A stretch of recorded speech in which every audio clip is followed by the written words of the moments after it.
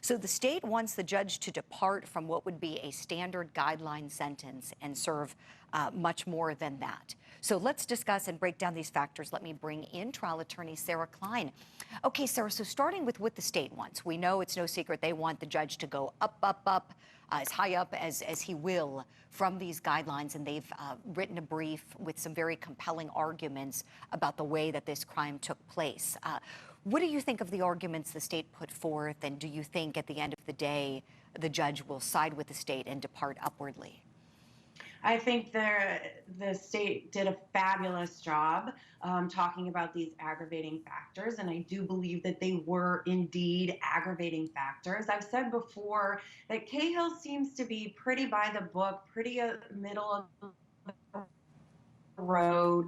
And so I haven't been certain if he would take these into account, though as time goes by, I feel stronger and stronger that he will at least give them very strong consideration. And I also think it's interesting we are seeing potentially federal charges brought against Chauvin and the other officers, and that could certainly compound his sentence if he is charged federally for civil rights violations and then sentenced in that respect. So I think there's just so much more to come here. And I do hope Cahill really takes these into account as he sentences Chauvin.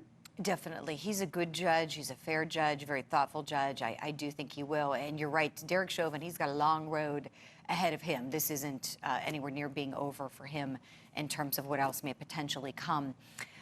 Switching gears a little bit, of course, we have the state's brief, but then we have the defense reply brief. So they are refuting that these aggravating factors should apply, saying that the court should not take these factors into consideration. And we have some of those to list there. So just some of them. We've put out highlights for our viewers at home. The defense is arguing that George Floyd was not particularly vulnerable, citing things like his size, far larger than Derek Chauvin. They said, he was struggling with multiple police officers, not just one, but between the four of them, they couldn't get him into the cruiser because of the resisting. And also said that, other courts, when they've looked at who is, quote unquote, particularly vulnerable, it may be somebody, very young or somebody asleep at the time, essentially saying that he wasn't being picked on here or singled out in somebody who would have been a more vulnerable citizen at the time. So the defense, of course, they put together a brief. I'm sure you took a look at it before coming on today, Sarah. What did you think of the defense reply brief? And do you think that these arguments are also compelling factors for the court to weigh? I don't find them particularly compelling. I think the defense continues to grasp at straws and do their jobs nobly. But they're splitting hairs with the definition, I think, of particularly vulnerable. Listen, one of the jurors came out and said, sitting in that courtroom and watching this death occur day in, day out was so incredibly difficult. Imagine being a minor child standing there and watching this take place, right? That's Right. really difficult. And for that to have happened in front of this crowd of people, I think that Cahill is going to take all of that into account. And I think, the defense did their job and they've done their job pretty methodically and haven't done, a terrible job by any means. But this is still kind of grasping at straws and sort of a last-ditch effort to ensure that the sentence is sort of standard.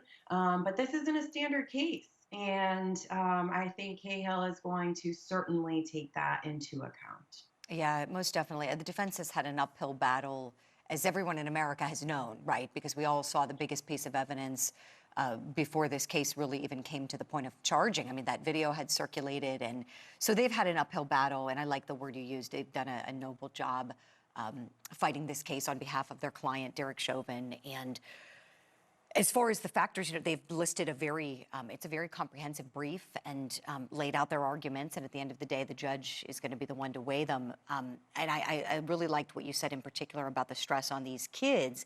I'm with you there, Sarah. I think that the court definitely has a winning argument for the state to consider when you think about the psychological impact that this case had on George Floyd and on these bystanders who watched, or not case, rather, excuse me, incident, who watched in horror as this was happening when they tried to rescue him.